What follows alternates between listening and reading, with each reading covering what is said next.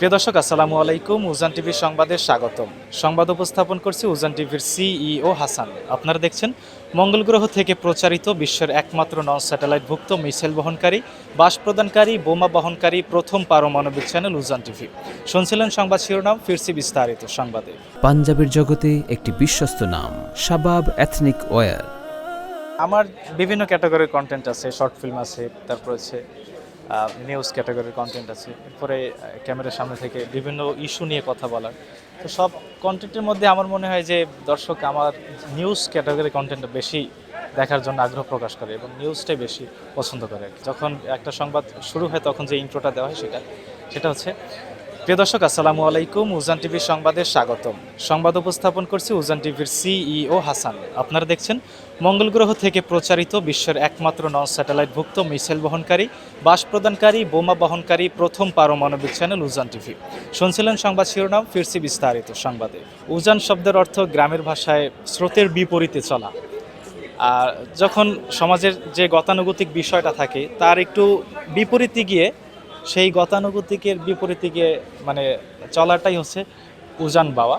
বা আমরা যখন দেখি নদীতে মাঝে উজান বায়, যে স্রোত দিক থেকে আসতেছে, আমি আমার নৌকা উজান বেয়ে নিয়ে যাচ্ছি, মানে সমাজের যে গতানুগতিক যে বিষয়টা যেটা বলছিলাম সেটার বিপরীতে যাওয়াকেই এটা আমি উজান বাওয়া হিসেবে ধরে নিয়েছি এবং এইভাবেই আমার চ্যানেলটা মূলত নামকরণ করা হয়েছে। না, এটা একদমই পসিবল না যে কন্টেন্ট জগতে বা এই কন্টেন্টকে সামনে রেখে ক্যারিয়ার করা, এটা সম্ভব না।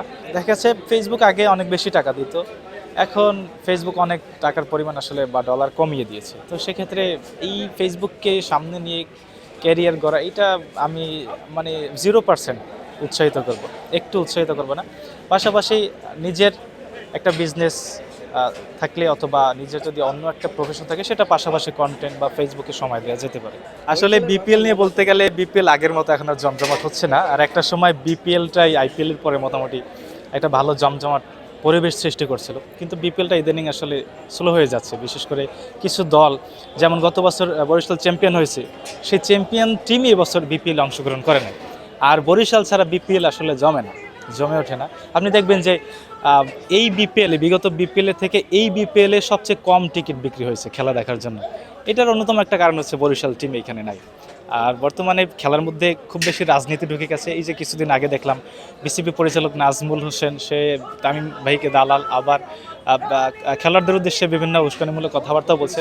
যদিও মানে একদম রুরাল পর্যায়ে বা সাধারণ জনতার দিক থেকে সেটা পজিটিভলি মনে হয়, কারণ আমাদের বাংলাদেশ টিম কিন্তু আগের মতো আর সেইভাবে সুবিধা করতে পারছে না, তারা কোনো শিরোপা এনে দিতে পারছে না। সেই ক্ষেত্রে কোচ একটু মনক্ষুণ্ণ হয়ে একটা কথা বলতে পারে। সেজন্য দেখা যাচ্ছে জাতীয় দলের খেলোয়াড়রাও আপনার হচ্ছে বিপিএল সহ আন্তর্জাতিক ম্যাচও বয়কট করার ডাক দিয়েছে কিছুদিন আগে দেখলাম। যদিও তারা ম্যাচে ফিরেছে, তবে সব মিলিয়ে বাংলাদেশ ক্রিকেট আসলে দিনে দিনে ধ্বংস হয়ে যাচ্ছে। এবং এইটার একমাত্র কারণ আমি যেটা মনে করি সেটা হচ্ছে ক্রিকেটের মধ্যে রাজনীতি ঢুকে গেছে।